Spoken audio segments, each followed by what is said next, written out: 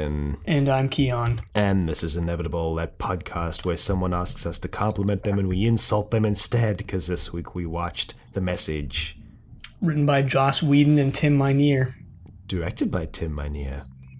And aired on July 15th, 2003 on the Sci-Fi Channel, because once again we're watching one of Firefly's lost/originally unaired episodes.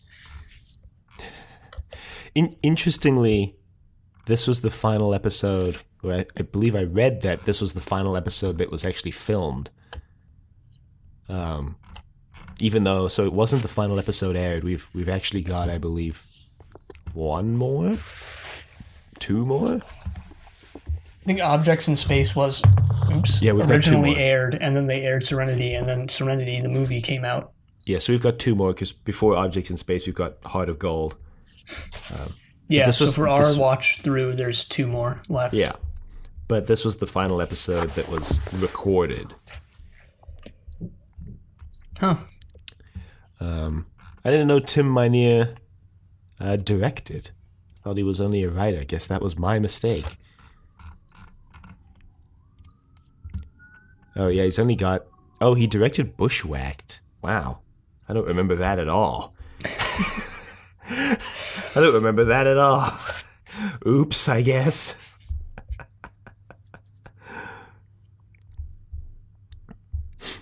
I mean, neither did I. Like, it's not that big of a deal if you don't remember who wrote and directed every specific episode. It would actually be also more surprising if you did. It would be impressive, yeah. For a while there, when we were doing classic Doctor Who, I could remember who had written most of the episodes. Right up until we got to the Fifth Doctor's era, when the sheer quantity of episodes we were watching became so high that there was absolutely no, a snowball's chance in hell that I was going to be able to remember who wrote every serial. But for a while there, I was keeping up with it. Dang, kept up with it for 2 years, year and a half, now something like that. Now I can't remember any of that. I never remembered. I didn't even remember when there was only one to remember when we. That week. Yeah. Looks like Tim Minear's directed some other Joss Whedon production. He directed 7 episodes of Angel and 2 episodes of Dollhouse. Some other shows and movies branded with the whatever. I was trying to skillfully weave it in, but we were joking right before recording of what if Joss Whedon entitled his movies and shows with his name like more auteur directors do, a Joss Whedon joint, like Spike Lee or something. Interestingly, I don't think that Wes Anderson really does that. I mean, his name is obviously in the opening credits, oh, this is directed by Wes Anderson, but I don't think he ever advertises his movies like a Wes Anderson film. Maybe he does now. I feel like for a lot of his movies he didn't. Kind of the same thing for. Actually, I don't know about Baz Luhrmann, because the last Baz Luhrmann picture that came out was the Great Gatsby,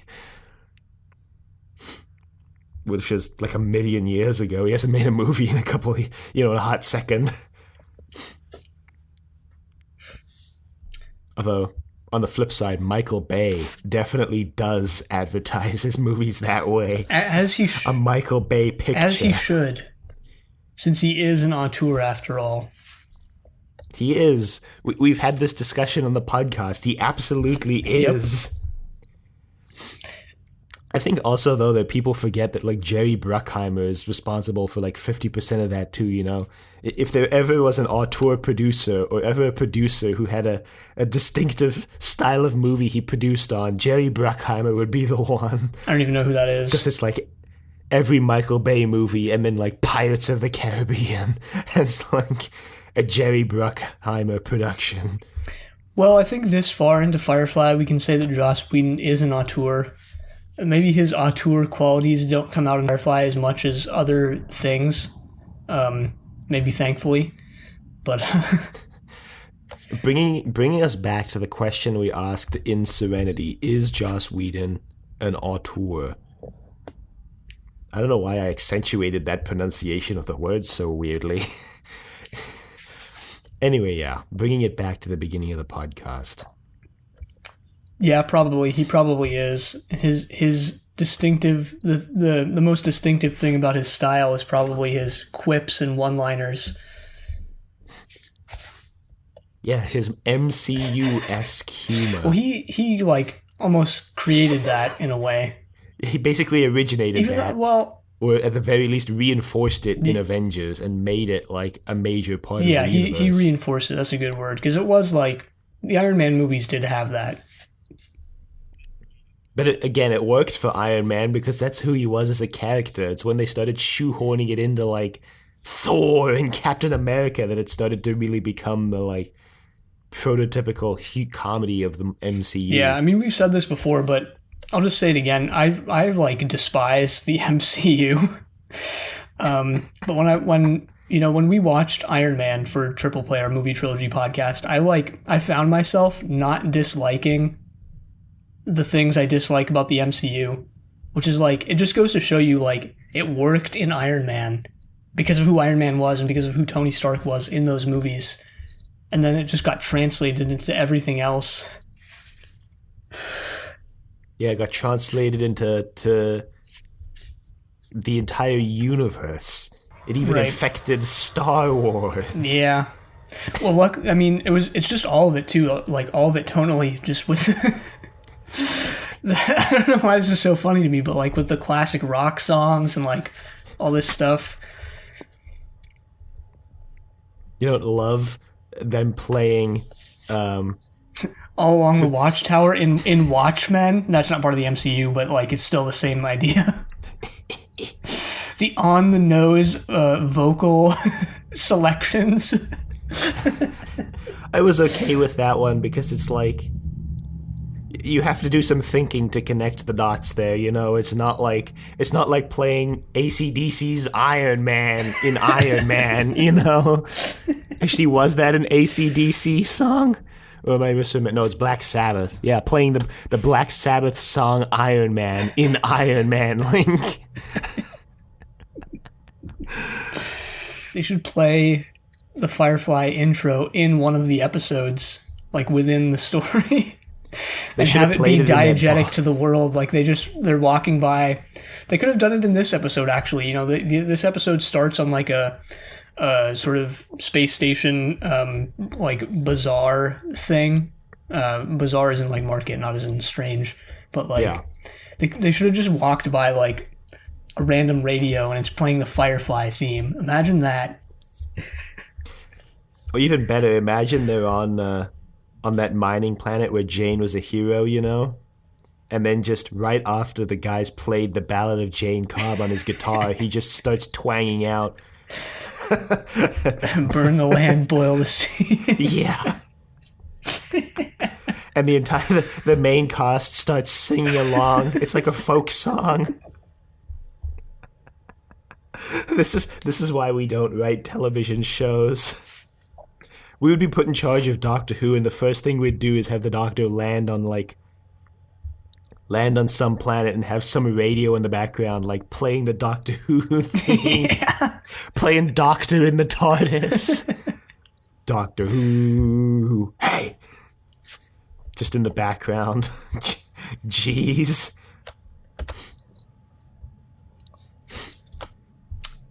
Yeah, so it starts on this little market planet, I guess, or marketplace. Maybe it's a station. I don't know. It's a station. It's unclear. We don't. Is it a station? Yeah, they show the station at the beginning, unless that's an instance of the Kuleshov effect, where they're it's just a random station. Now, why the Kuleshov effect is like our favorite thing to mention on this podcast. I know, it just keeps coming up. No, you see the exterior of the station, and then you see the interior of it, and you see this guy like harking an alien experience. You know, you go into the it's humankind's made contact with aliens. There's an alien, right in here, so step right up type thing. Yeah, so we see Simon and River go in, and they're looking at this alien. Kaylee, Now, actually. I didn't remember this. Kaylee, sorry. And how do you feel about the Firefly universe just introducing extraterrestrial life, Keon? Well, they don't. I mean, it's like they don't. Unless Simon is just wrong. Dang it. Like, what if this actually is an alien? We should like bring that back. That should be the main plot of Serenity, the movie. Or it's like, remember that cow fetus we saw? That actually was an alien. Yeah, so my joke landed flat on its face, but Simon is explaining to Kaylee that it's not actually alien life, that it's a cow fetus. And Kaylee's like, well, how can you tell? And he's like, oh, well, it's upside down. And since they have 5 more minutes left in the booth, and they're completely disinterested in what they actually came in to see, they start pretty heavily flirting. Yeah, yeah. And, Simon in true Simon fashion says, like, the most backhanded of backhanded compliments of all time. Right. Kaylee basically asks him, now before we actually explain this, for some reason, this is one of the few, like, scenes that I vividly remembered from Firefly. Like, Wow, last weird. time last time at least I was wondering whether I had actually originally watched the unaired episodes when I first watched the show, because I had no recollection of Trash.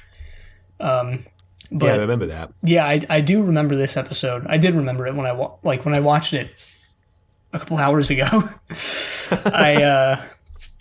I found myself remembering, like, okay, yeah, I do have a recollection of this. This scene between Simon and Kaylee in particular was one of my most vivid memories from the show. So basically what happens, Kaylee asks Simon to say some nice things about her, to compliment her.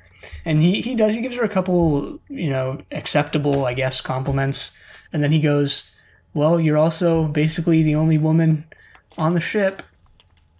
So... Well, he takes a little longer to get there because he goes, well, the other women are married, my sister, or a professional working woman, so you're kind of the whole world. Which, calling someone you like your whole world, nice compliment.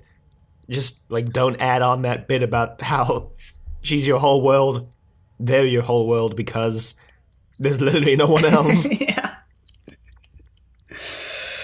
So she walks out, and then Zoe and Wash walk in, and they sort of have a little funny exchange with Simon.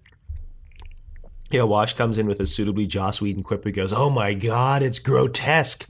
And there's something in a tube in here. Yeah, I didn't even understand that. Like, what was he calling grotesque? I think they had witnessed... I think it was supposed to imply that they had witnessed Simon's exchange with River, and that's what he was calling grotesque. Yeah. Sorry, not with River, with Kaylee. Yeah. I don't know why I keep mixing them up here at the beginning of this episode, but maybe it's just my shoddy morning memory. Yeah. That's weird, because, grotesque, it doesn't really land, because, like, you wouldn't really describe a conversation as grotesque. Well, unless you were auteur level status like Joss Whedon. George Whedon. Joss Whedon's evil alternate twin, George Whedon. Well, Simon says that, Zoe walks up and Simon's like, never really been good at talking to women. And Zoe's like, there's someone you are good talking to? Another Joss Whedon-esque line. Written by Joss Whedon. Yeah, there is. Jane, when he's on his medical bed. Yeah. And he's threatening him.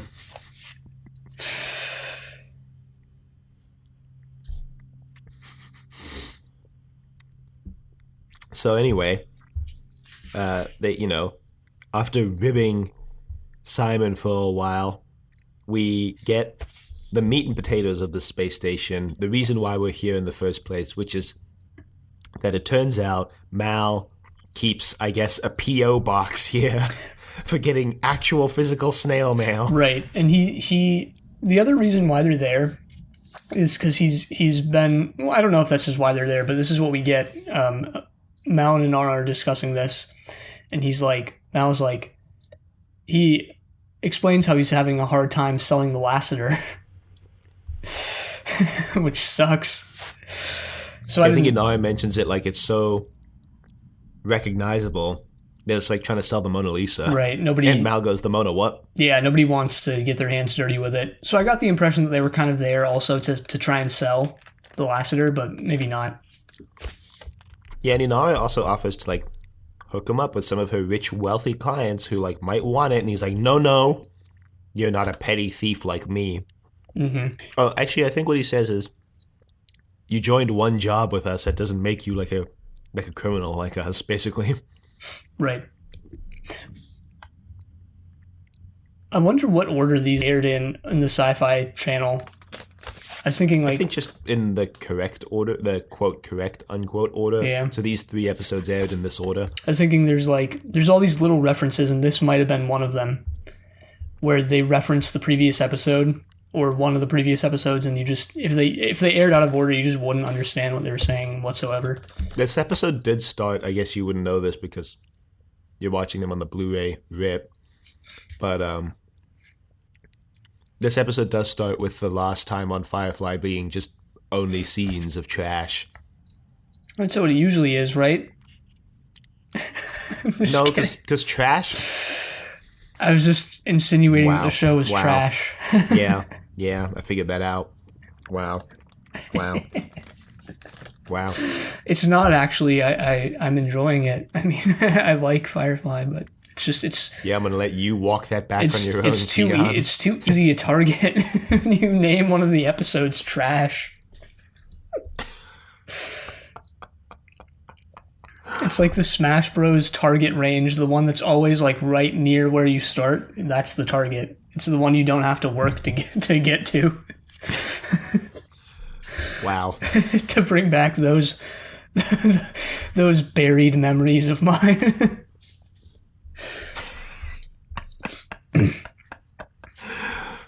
Wow, so you're saying you'd rather go for the easy targets exactly than actually coming up with something, intelligent. Yep, you got it. And deep cutting. Wow. Wow. Pretty much a great metaphor for the whole podcast. Oof, see what I did there? That was another easy target.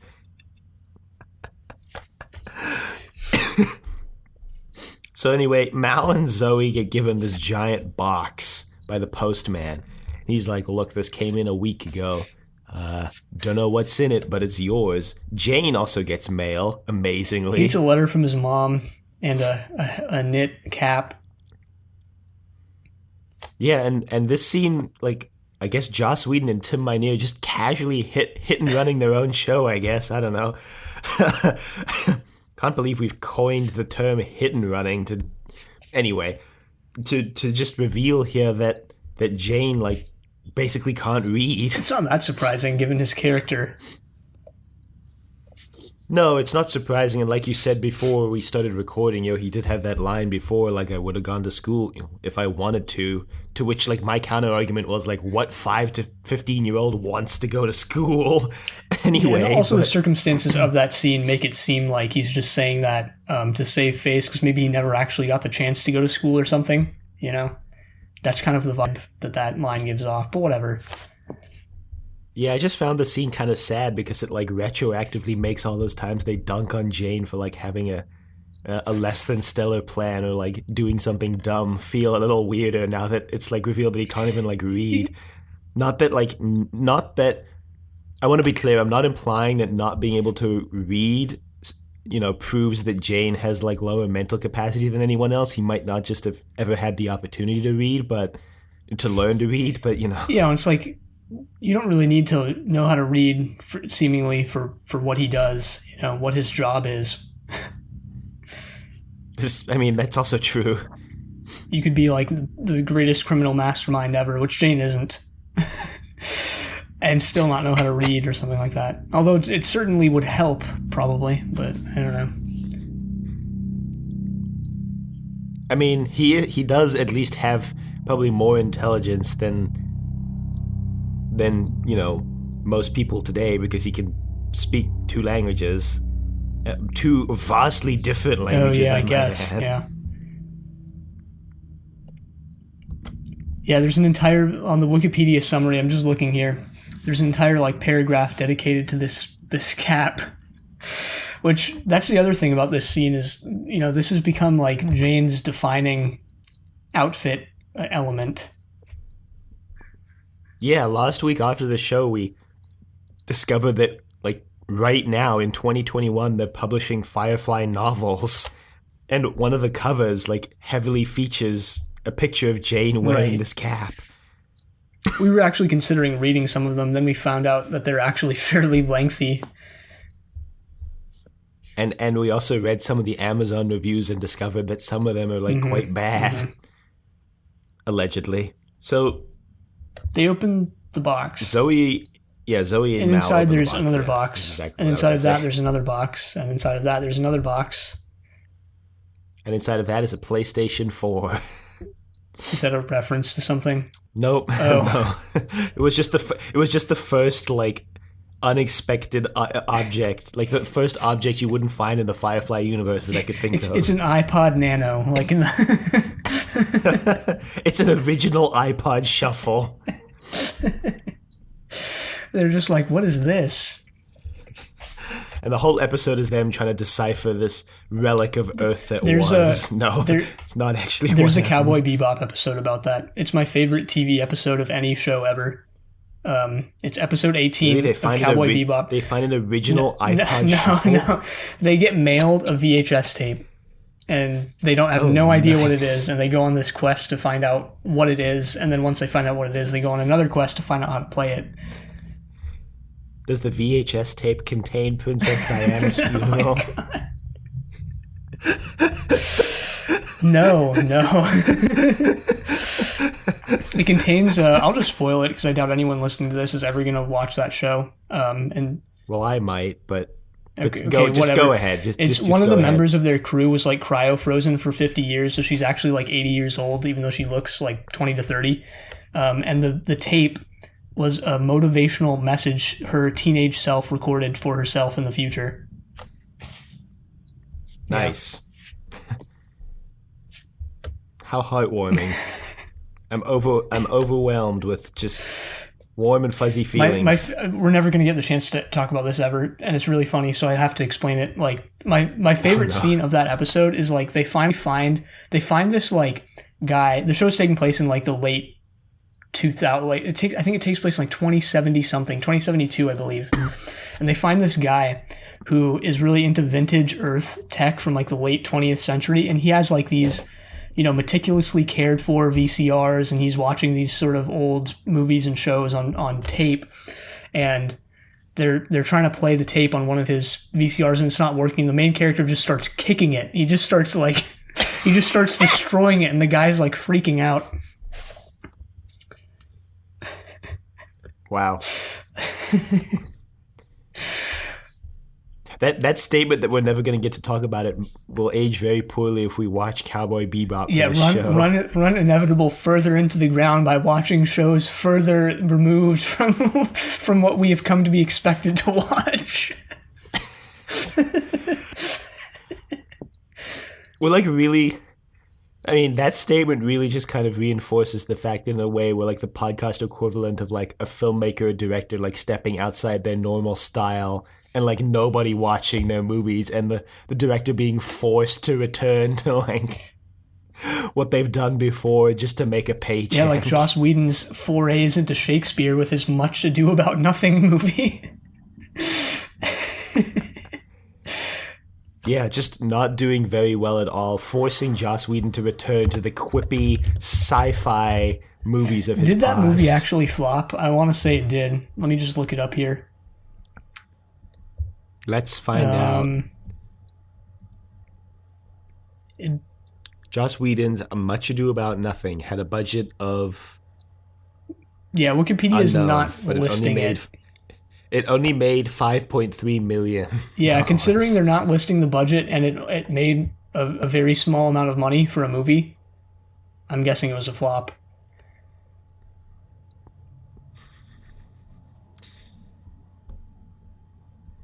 Did Much Ado About Nothing flop? Well, we just really have it in for Joss Whedon, don't we? We just really want him to have a flop in his recent career. I wouldn't say I wouldn't say I want him to have a flop. Oh, I guess you could just... The first result when I googled that was a Wired article for which the title is Joss Whedon's Much Ado About Nothing isn't much of anything at all. Damn.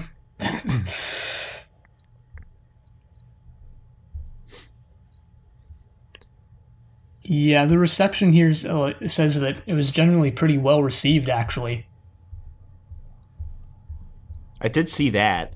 This article, the byline for this article, kind of reinforces what I was just saying. It says, "We do not have many films on which to judge Joss Whedon as a filmmaker. Much Ado About Nothing, which opens in theaters today, is technically his third film, but is in some ways our first opportunity to truly judge Whedon's abilities as a director of cinema." Emphasis my own. I've actually seen this movie. Have you? Yeah. Was it any good? I don't remember anything about it. Oh. Oh. Well, I'm not going to suggest we watch that for Inevitable either, because it wouldn't fit the theme at all. No, it wouldn't. Anyway, let's get back to the plot at hand here, because what's actually in the box, lest we forget, we haven't even gotten to explaining what's in the box. I know, we're not even at the intro theme yet. 30 minutes there's a body. in. There's a body in the box, okay? There's a body in the box. Right. Mal and Zoe seemingly know this person, and then once you get past the intro, you go into a flashback to the war. Depicting... You go into, it's not delineated as a flashback immediately off the bat, so you kind of think that all of a sudden they're just, shooting at someone. Well, it fades onto the screen where it's 7 years ago or whatever. Oh, I totally missed that then. Yeah, it was in the bottom corner. Okay, well, I'll admit I missed that then. To be fair, I was trying to finish my NaNoWriMo writing for the day at the same time as the first about 20 minutes of this episode, so... Well, there's your first mistake. Is what writing for NaNoWriMo? Yeah. Yes. Yeah. So this is 7 years ago. They're on this battlefield. The guy whose body we saw in the box, he almost gets killed. He's hiding behind a crumbling sort of a pillar or wall, and he's trying to open a can of beans, and a guy sneaking up on him, but Zoe saves his neck there by slitting the guy's throat mercilessly. Yeah. Damn. And she kind of rails into him you would have been dead if it weren't for me right now. He's like, I knew you were there. And she's like, no, you didn't. First rule of war, never let your enemy know where you are. And then there's this hilarious cut to Mal running through the battlefield yelling, here I am, come get me. Right. Someone here has the line you never know when you're going to die. You never know who's what the hell was it? You never know which bullet is the one for you and whose gun it's in, something like that. The Joss Whedon version of what I just said. Just imagine, just think of what Keon just said, and Joss Whedonify it. Yeah. That's what he says.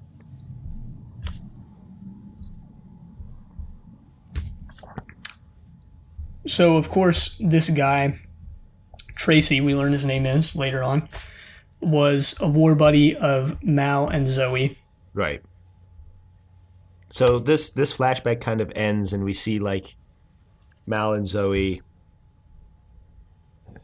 standing over Tracy's body in the cargo hold, kind of lamenting his death, I guess. Right. There's some more Blake 7-esque out of place humor here, where it's a fairly serious scene, and then Jane pops his head into the frame and says something stupid or funny.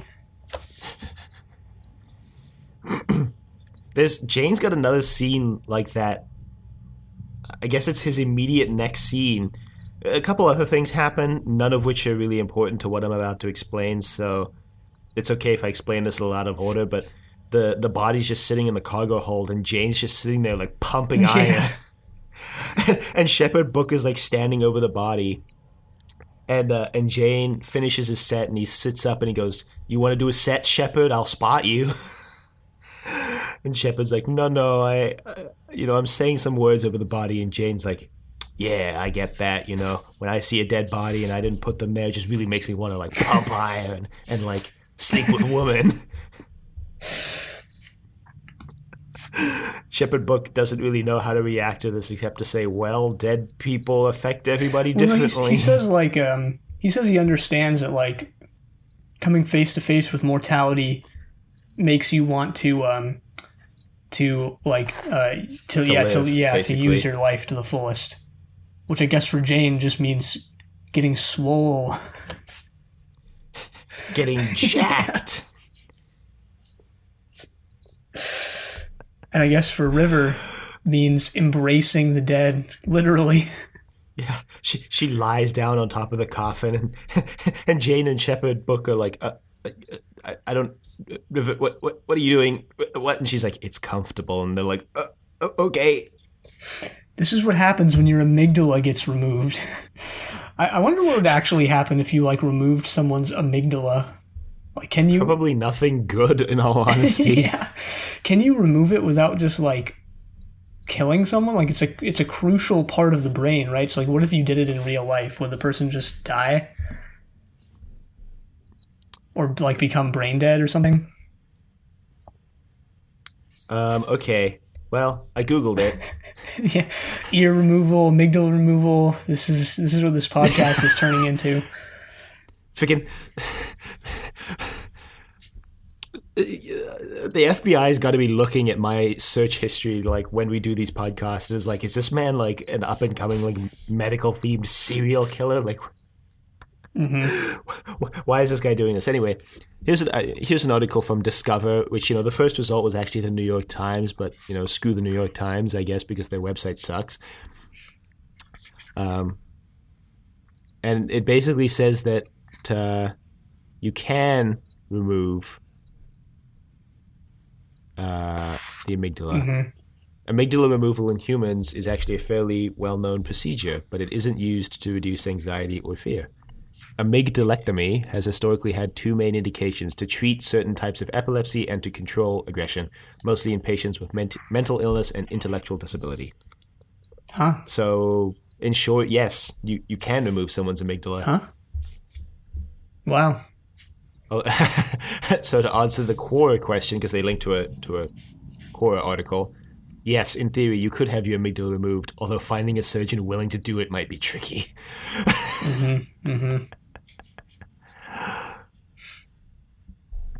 There's also, I was kind of skimming this article, and somewhere in here it also mentions, like, if you remove your amygdala, you kind of, like, you don't feel fear. Yeah. But, So wow, this article's from 2018. Weird to think people so recently were wondering, like, can I remove my amygdala? I don't know why it's weird that people recently were thinking about it. I guess I just kind of assumed that if we knew you could remove it, it would become more of a common fact. But the fact that we're wondering about it on this podcast clearly proves that not to be the case. I didn't even know what an amygdala was until a couple weeks ago. Who says Firefly isn't an educational show? Yeah.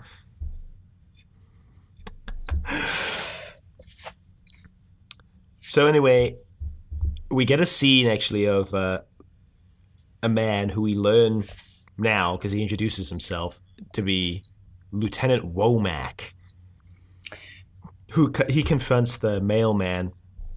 Because the mailman, so when they open the box, the mailman kind of panics because he tells them to shut the box immediately and take it away, because he's like, transport of a human through the postal system is like a felony, basically, like a crime. He could go to prison for it, and he needs them to get it out of his postal service like ASAP. So Lieutenant Womack shows up and is like, so, transporting a body's a crime, and the postal man's like, I never saw anybody. But he's being threatened, and he easily gives Mal up by saying that there was a casket big enough for one that came through. So he gives them Mal's location and direction and all that. Right. Meanwhile, the crew is standing around the coffin deciding what to do, and they find a little they actually do find what looks like an iPod shuffle or like an old generation iPod thing or MP3 player. It doesn't really have a screen or anything. They find this and they start playing it, and basically the dead guy Tracy, it's a recording from him, and he's just saying like, well, if you're listening to this, I died, and I want. He doesn't say it as bluntly as that, but he basically says he wants them to get him back to his homeworld to be buried. Yeah, he says he got in with some bad people and that he's probably going to die, so he's shipping himself to Mal and Zoe. He says, like, oh yeah, this is for Mal and Zoe, and hopefully you guys are the ones who are listening to it. Mm-hmm. He ends his recording with the phrase, when you can't walk anymore, you crawl, and when you can't crawl, well, you know the rest. Yeah. Which comes back later. Which, like, the audience doesn't know the rest, but I trusted that we were going to find out the rest over the course of this episode. Mm-hmm. Mm-hmm. So, they're like, okay, Wash immediately. He's like, yeah, I'll set a course for his planet. It's only a couple days from where we are right now. Right. They're all dealing with this in different ways. Jane and Book and River's scene is one of those ways that we described before. Mal and Zoe and Inara are just getting drunk. Simon is notably absent from all of these. I guess that makes sense, giving as a doctor and a surgeon, how many dead bodies he's probably run across accidentally. Yeah, and this is also either kind of establishing or just reinforcing something that was a bit in the background of Simon's character, was that he's a pretty cold person, and he possibly not possibly, but definitely in part due to the fact that he has probably seen so many dead bodies. But he as soon as they bring the body aboard, he's just like, all right, so should I do an autopsy? And someone, I believe it's Kaylee, says like, well, that's cold-hearted of you, or something along those lines. And he's not seen having to deal with this in any way. So, yeah. Yeah. Anyway, they're drinking, having fun, being merry, and then the whole ship is shaken. Yeah. By a shot off the bow. I think Kaylee is actually Womack. Yeah, sorry to go back. I think Kaylee is actually absent from this montage of scenes as well. But whatever, it doesn't matter. Yeah, I think so. I don't remember. Yeah, I can't remember either. But yeah, like you said, they're hit. The whole ship starts shaking. And surprise, Womack has found them. Yeah, Womack is hunting them down. Mal tries to play it off cool, but it's not working. Yeah, tries and fails. And I think has Tracy woken up at this point? Oh no, he hasn't. Yeah, because he wakes up. That's actually the next thing that happens is he wakes up because they realize that there must be something in the casket that they want with the body. So they search his whole body and they search the casket, and there's nothing there. So Mal turns to Simon and says, well, I guess you're going to get to do your autopsy after all. Right, so they think that he's transporting something, as sort of a mule. So they bring him into the operating table, and they start cutting him open, and he wakes up. He gasps and sits up, and he's alive. It's alive. Did you see this coming? I did, because I remember. Yes, actually. Yeah. It's like, I don't know. I think I saw it coming, not because of anything this episode did, but I think like since this episode aired, it's become kind of a trope.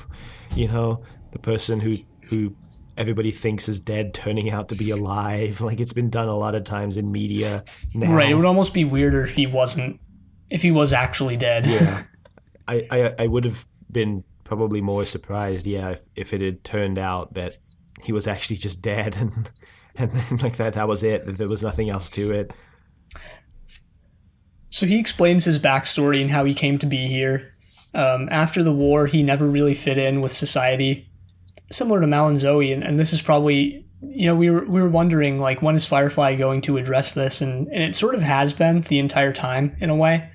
But this episode definitely does more directly the idea that, like, these characters are former soldiers and they really don't have a place in society now that the war's over, especially considering they're on the losing side.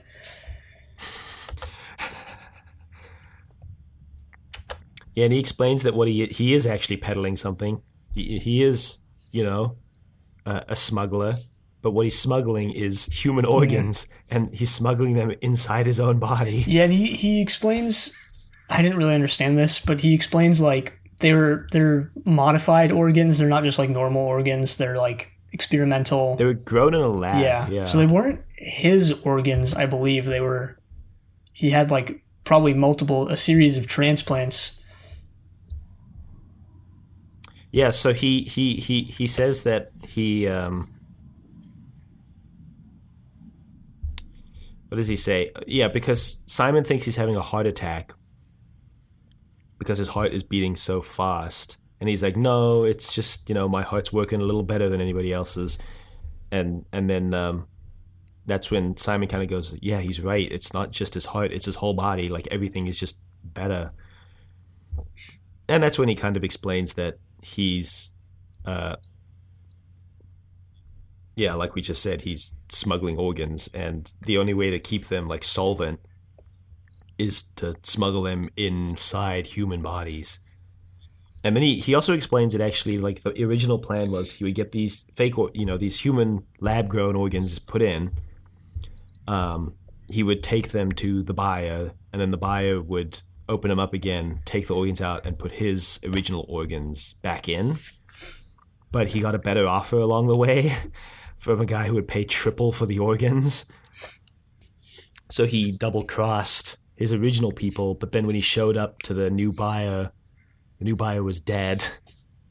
And now he's on the run. Right, which is just foreshadowing to what's going to happen later. That and the fact that he basically, if you think about it at this point in the episode, basically just played Mal and Zoe.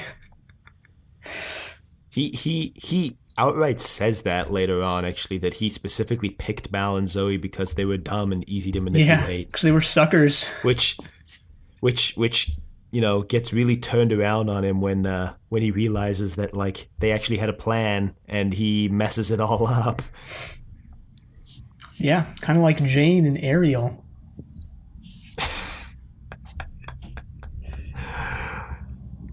Who else but Jane?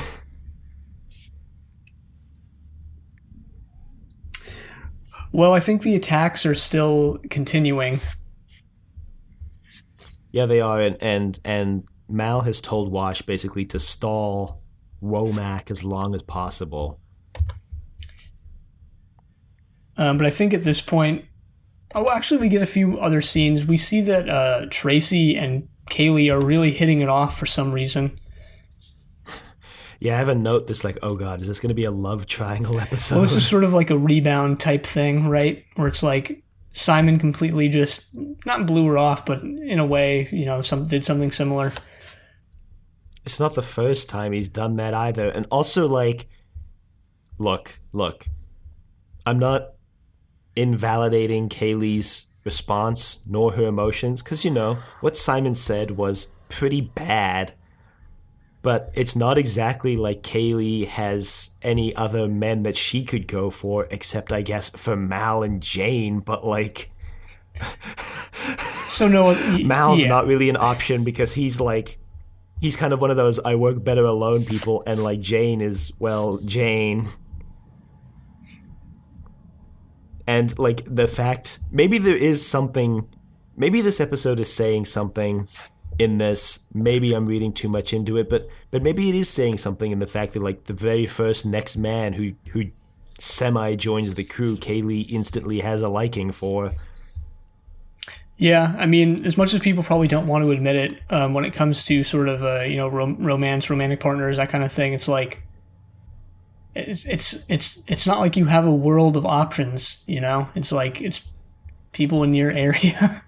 Obviously, the internet is changing that, but slowly, Yeah, the internet is changing but that, like, but but still, also like again in this episode, also like yeah, her only other option would be Shepherd Book, and he's a religious man, so he doesn't do that kind of thing, you know.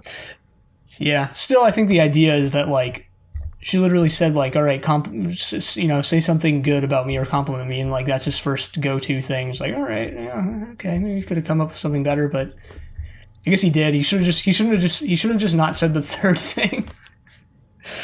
Wow, this is completely random, but I'm on the list of Firefly characters Wikipedia page, and it has their ages, which is really. Should we just dive into this completely impromptu and unsolicited in the middle of this description of the plot of this episode?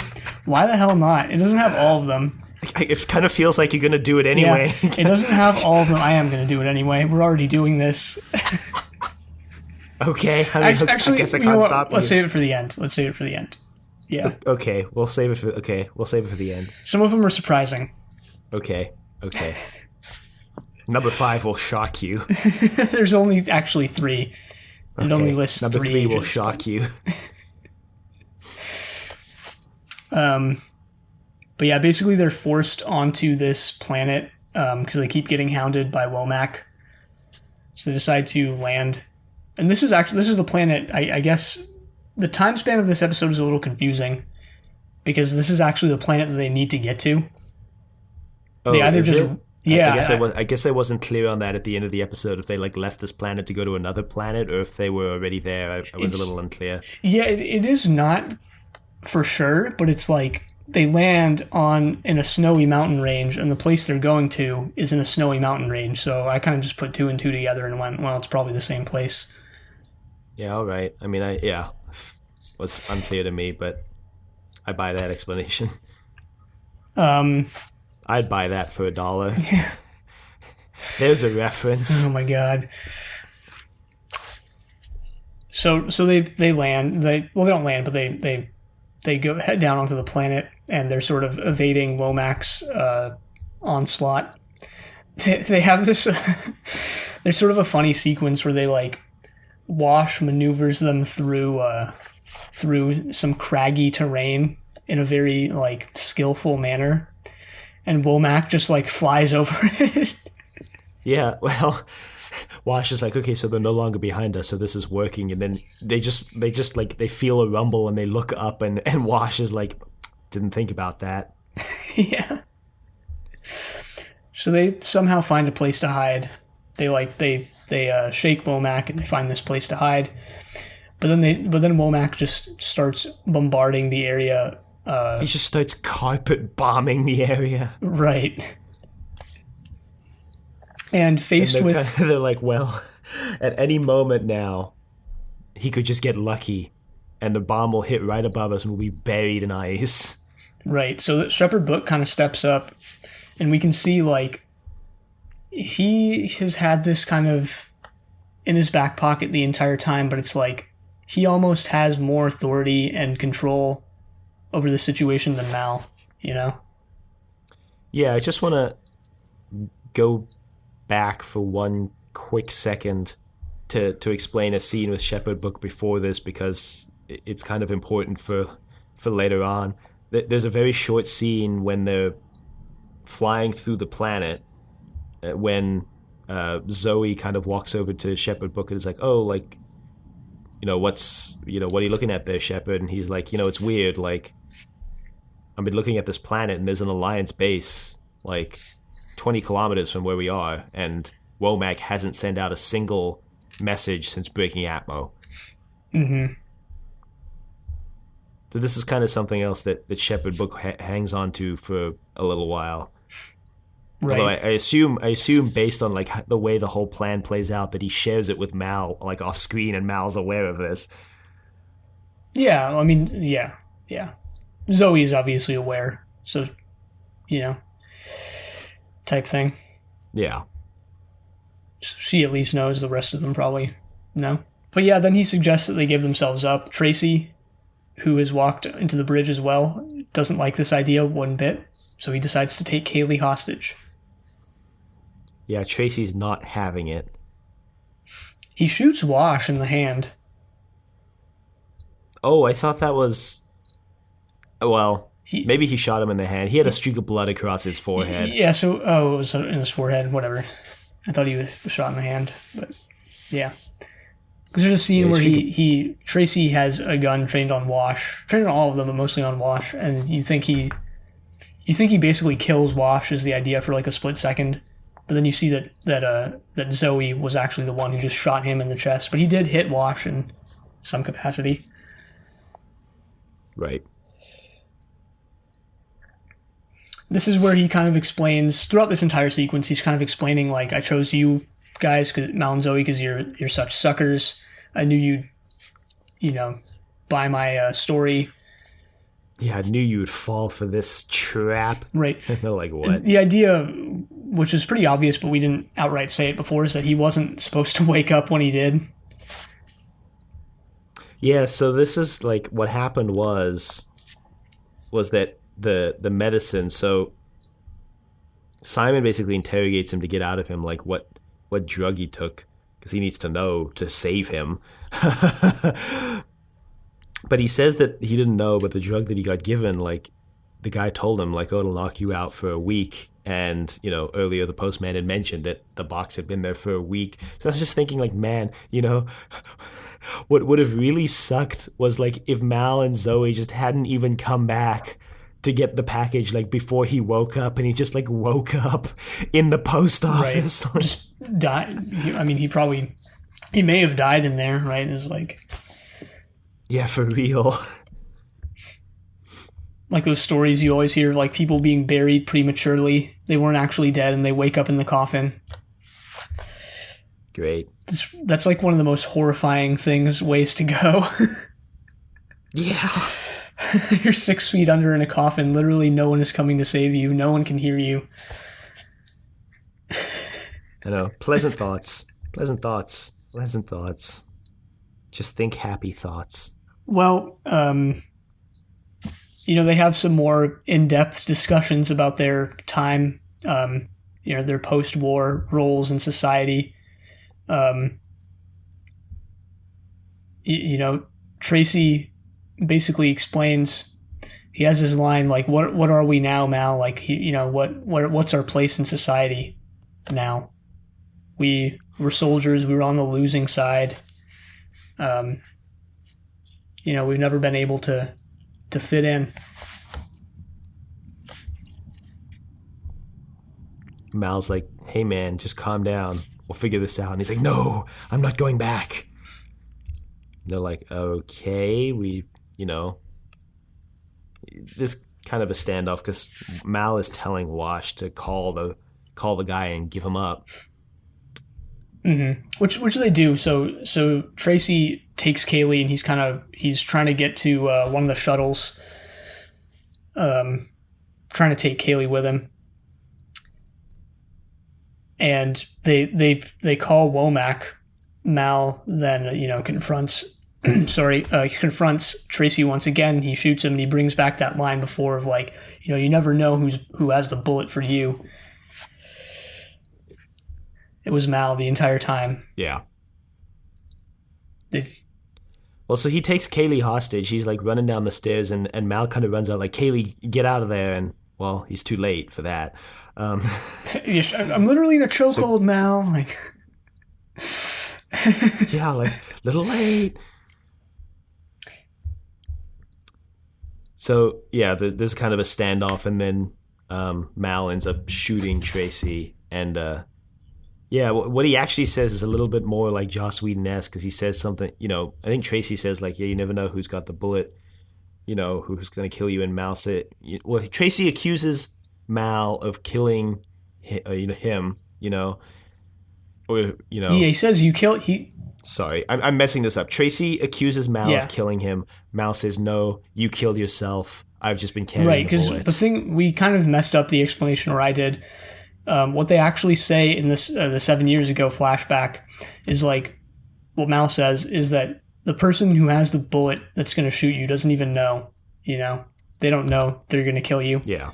When you're in a war zone, you don't know who you're going to confront.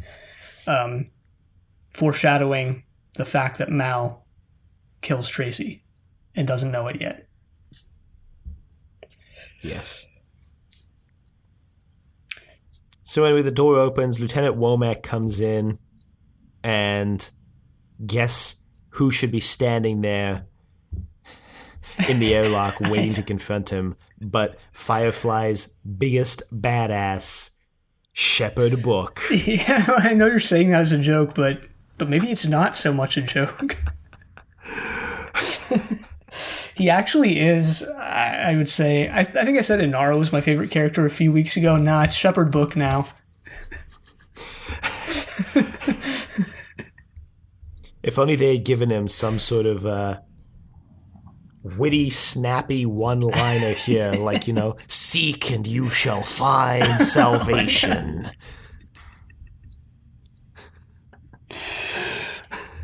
Yeah, just compare this to Inara's big moment in Trash. Just how lame that was when she showed up at the end with the gun versus Shepherd Book standing here completely unarmed, just walking up to heavily armed guys, completely calm. Yeah, and then he drops another one-liner, I'm protected by the power of God. And then, he doesn't actually say that. He doesn't actually say any of these, we should clarify. No, I just like giving Shepherd Book snappy one-liners. He does kind of imply that one, in his response when Womack is like, I have no qualms about killing you, even though you are a man of God. Mm-hmm, mm-hmm. So Shepherd Book drops the bomb that they know that there was a sort of an outpost or a base nearby, yet Womack suspiciously didn't contact them. Now, I wonder why that could be, he goes. And they deduce that Womack has gone rogue. This is all under the radar, so to speak. And that he shouldn't even be here. He's like 8 sectors away from where he was assigned. So the idea, obviously, is that Womack is just in this for the profit himself. And he goes, well, you got me this time, but I'll be back. And he doesn't say that. Kind of amazing that if he had just, actually just stormed the ship, he would have found Simon and River, and probably the Alliance would have completely overlooked his transgressions. Hopping 8 sectors over, he could have just been like, oh yeah, I was chasing these wanted fugitives. Yeah, but if the blue-gloved men found out that he even had any, sizable amount of contact with them, he probably would have just been killed. So maybe he actually saved his own skin unknowingly. Honestly, I have this as a note. Womack is kind of the most terrifying Alliance guy we've gotten so far, in my opinion. He is the most frightening and also competent villain, on the show so far. Yeah, he's come the closest to winning. He had no qualms about killing them either, except for the fact that he would have been court-martialed and thrown in prison. Yeah, the only reason he backs off here is what Book tells him, and the fact that the rest of the crew has guns trained on him as soon as he steps onto the ship. Thanks, Shepherd Book. Thanks, Preacher. Well, Tracy's still bleeding out. And he does bleed out. He tells Mal, I know the whole thing with taking me back to my home planet was just a lie, but can you guys actually do it for real? I guess it might not have been his planet. I don't know. Whatever. It's impossible to know. It's just really odd to me that, they're in this snowy mountain range, and then the actual place they're going to is a snowy mountain range. Whatever. It doesn't matter. So they do. That's the final scene of the episode. I was going to say show. It almost could have just ended here. Things do come to a thematic head here, I think. If Firefly just ended here, it could have.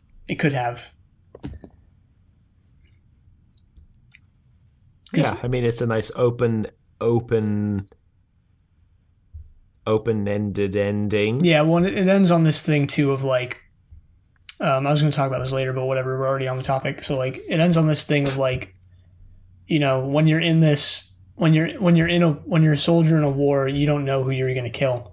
You don't know who's you don't know whether whatever they say that that I'm having such a difficult time getting out.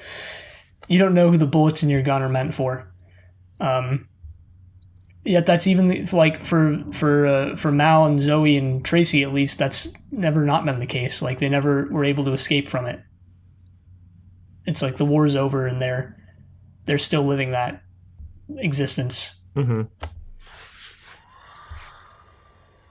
Which is maybe not like a great insight or like a great, revelatory thing, but yeah. I can just puts a cap on what all of this has been about.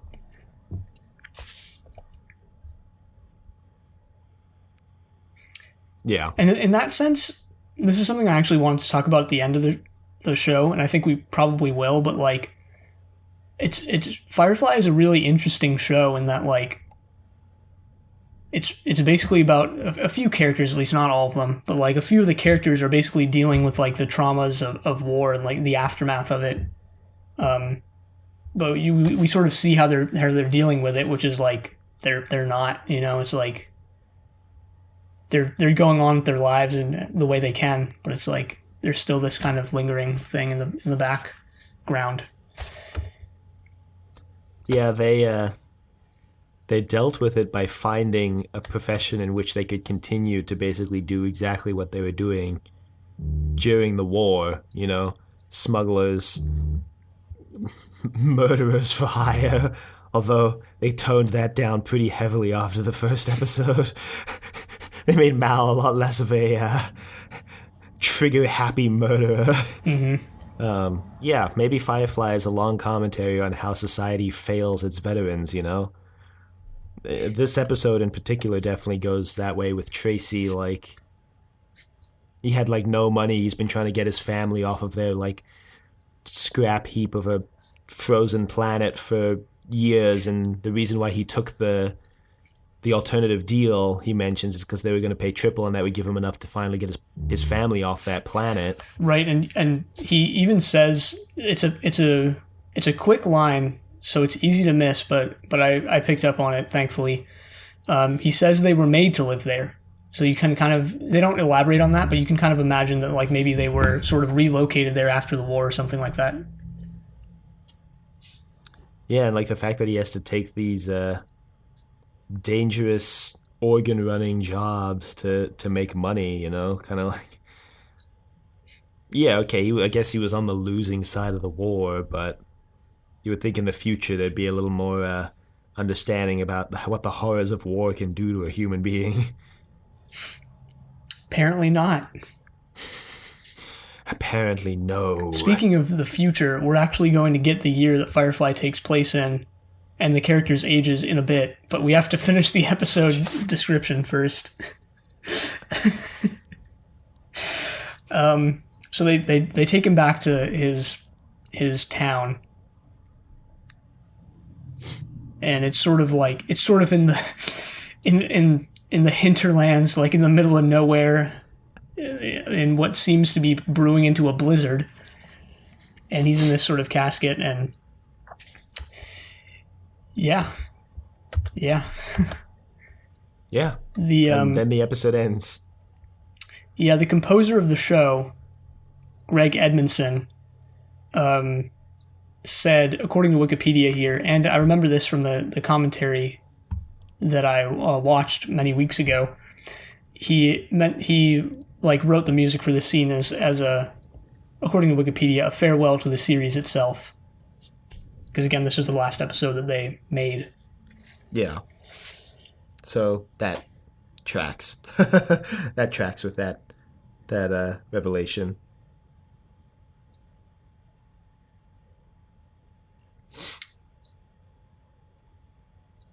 Yeah.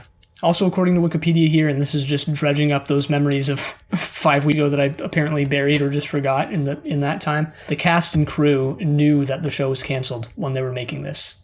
So maybe that's why it hits a little extra hard or something like that. Maybe, yeah. I mean, it's got to be rough having the very last thing you film being this funeral. Yeah. Returning someone's dead body to its place of rest. Kind of like what you're doing to the show. Yeah.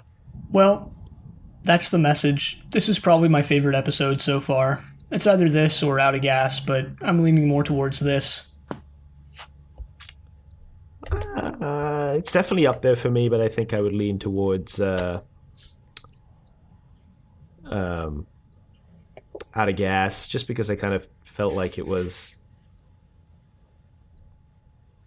Yeah, I felt like it was more of a character study into Mal, and I also just really liked the narrative conceit and the way that they did the three different time periods in Out of Gas, and I think that that pretty much alone is what tips it over the edge for me compared to this one. I enjoy when TV shows really use the medium that they're in an interesting or unique way. Mm-hmm. Mm-hmm. But it is like it's a close race.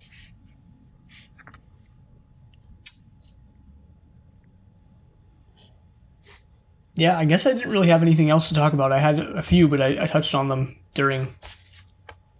so during the rest of the episode. Yeah, that is. so did I actually. So did I actually. Well, I guess. I guess you're gonna hit us with those ages. Yeah, then. so this is all off of Wikipedia, but I'm sure they're getting this from like some of the official, sources or novels or whatever. The show itself takes place in 2517. That I think actually has been said on the show at some point or somewhere. That sounds Oh, familiar. really? Let me actually double check this. Yeah, it's 2517. So the character list here on Wikipedia, I'm sure the Firefly Wiki would also have this, or just maybe others. Maybe IMDb has this information as well, or just other sites. But I'm just going off of what's here on the character list on Wikipedia. So Mal was actually born on... Well, okay, let's be clear here. Screens from Serenity suggests that Mal was born on September 20th, 2468, which means that he's almost 50, which is kind of surprising. Yeah, that is surprising, actually. Apparently, also according to Wikipedia here, I don't know if we learned this in the show or if it's in Serenity or if it's in other supplemental information or like the novels and such, but the average human lifespan in Firefly universe is 120. So, yeah. Wow. Yeah. Wow. So he's not even halfway through his life. No, so he's they specify this here on Wikipedia too. So this would make him the equivalent of a man in his early 30s today, they say. Which just makes the other characters actually seem even younger because they're younger than Mal. Zoe is actually only... Wait, hold up. 17, 26... Yeah, she's... 33, I guess? She was born in 2484, making her 33, yeah. Damn, how old was she when they went to war? Well, 7 years ago, so she was in her mid-20s, actually. Yeah, it doesn't seem that way, huh? She's the opposite of Mal, where she's actually younger than she appears. Yeah, a little bit. And it makes me wonder actually how old Wash is. Simon is the only other character who gets his exact age. The other ones are for example, Inara was born in the late 25th century. We don't actually get her birth year. But that's, understandable, guessable, I guess, that she was born in the late 20th century. But Simon is the only one we get the actual age for here. He was born circa 2490, making him 27, I believe, which is the only one that, it makes sense. Yeah, that tracks. That'd probably put River's his younger sister, right? So that puts River younger than 27, at least. I think she's supposed to still be a well, actually, this one doesn't track either because she's supposed to be a teenager, yet we see that flashback with them. They don't look all that different in age. God, get your stuff together, Firefly. I'm just kidding. I don't actually care. criticizing things that were seen in like screens I on know. screens in I know. Serenity. Multiple screens in, like a screen on a screen on a screen. No, never mentioned. Something that I'm sure they didn't expect people to like pause on in the. And they didn't, when they made the movie, they didn't go, people are going to get this movie on Blu-ray and pause on these Yeah, and really screens. dissect the The timeline. timeline of the Firefly It's like that universe. Animaniacs skit with the yeah, you Yeah. know the one. I've linked it enough in the show notes. I'll link it again. Yeah, you've linked it in the show notes before. I guess we'll pop it in the show notes again. Anyway, that's that. The surprising ages of Firefly characters. Wow, thanks for that illuminating segment, Keon. I'm really glad, I learned a lot in that segment. Were there any Western tropes this week? Nah, Nah, this is I don't know. Firefly. Why would there be? I have one, Okay. which is, the scene of Shepherd Book at the end staring down Womack unarmed, kind of almost like a duel, and like in a Western movie where you've got your buddies in the houses and on the balconies guarding you, but you go out there unarmed to stare down the enemy. That felt very Western to me. Like before the duel, you're unarmed. You're going out and Yeah, you're facing them down in the streets. You're taunting each other. sure. They've got a gun on you. Yeah, I don't know. It felt very Western to me. All right. I say dismissively for some reason. Yeah, okay.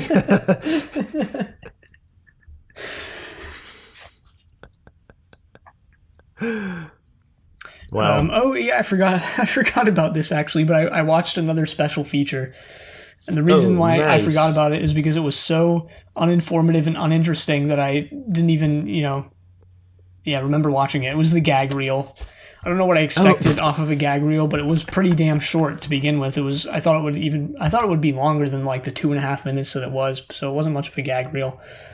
But yeah, it was basically just bloopers and people laughing and forgetting their lines. The funniest part of it was like in Out of Gas, the flashback where they meet Wash and he's working under that control panel and he like slides out and Mal and Zoe are standing Yeah. there. Well, in the gag reel, they're standing there but they're wearing fake mustaches.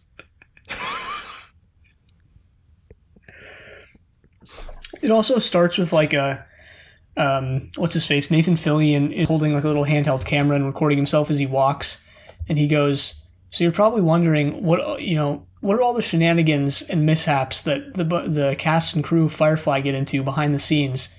Well, the answer is none. We're completely serious, and then it goes into the gag reel, which is pretty funny.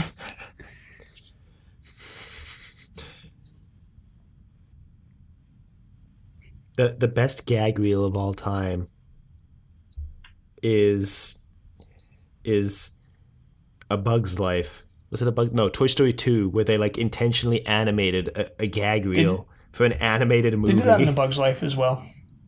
I'm pretty sure. Yeah, they do. They do. They do. Yeah. This is why this. I think a handful of Do they? Pixar. No, there's a reference to A Bug's Life in the Toy Story 2 one. Oh yeah, This is yeah. like it's God. Flick and Heimlich walking across a leaf, and they're like, "We're on our adventure," and then it's like Buzz Lightyear comes through and chops the leaf down in the scene when they're going to Al's toy barn. Yeah, yeah, you're right.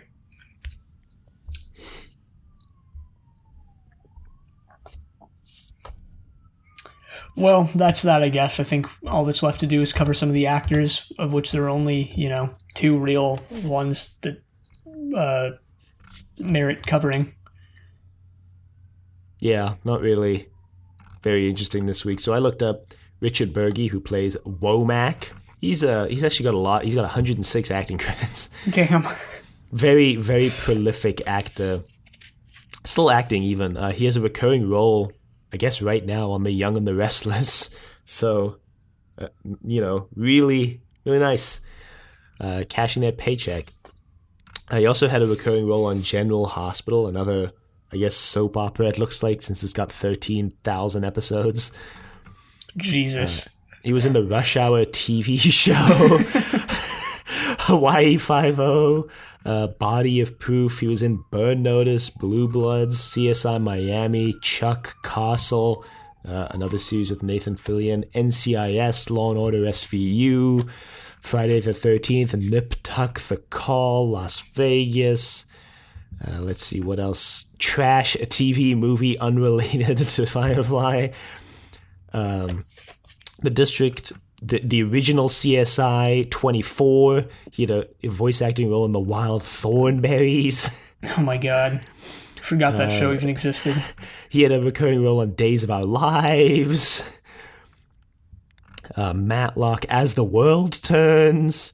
So basically, pick an American series, he was probably on it, basically. Mm-hmm. Yeah, from the last, from 20, 30 years. Yeah. He also has one random acting credit in 1968 when he was 10, so... Well, on the complete flip side of that, we have Jonathan M. Woodward, who played Tracy. He only has 14 credits, including Third Watch, Wit, The Year That Trembled, Buffy the Vampire Slayer, Firefly, Angel, NCIS, Unforgettable, and Blue Bloods. Nice.